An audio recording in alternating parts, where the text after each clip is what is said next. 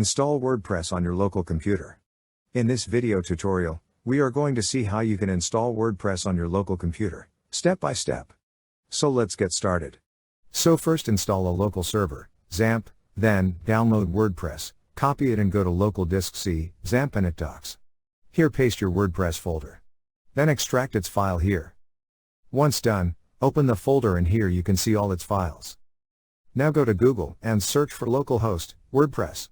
Keep the name and font as same as folder name. Now the configuration page opens, here first select language. Then before getting started, they need some information on the database. So you need to know the following items before proceeding. 1. Database name. 2. Database username. 3. Database password.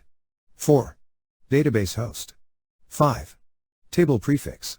Get ready with everything, and click on Let's Go button. Now here we have database name, username, password, database host, table prefix etc. Open XAMPP panel, first two actions are stop, then click admin button. Now from FME admin panel, select new.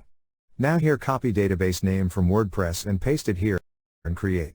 So new database with the name WordPress has been created. Now let's enter username and password.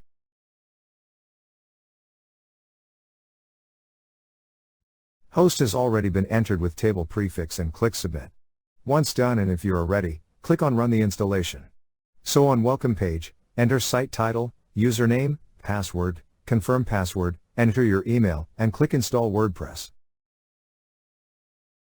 So you will get your username and password. Click on login and enter your username and password and log in. So now you are logged into your WordPress panel. Thank you for watching. Please proceed to chapter 4. Install WordPress manually on cPanel.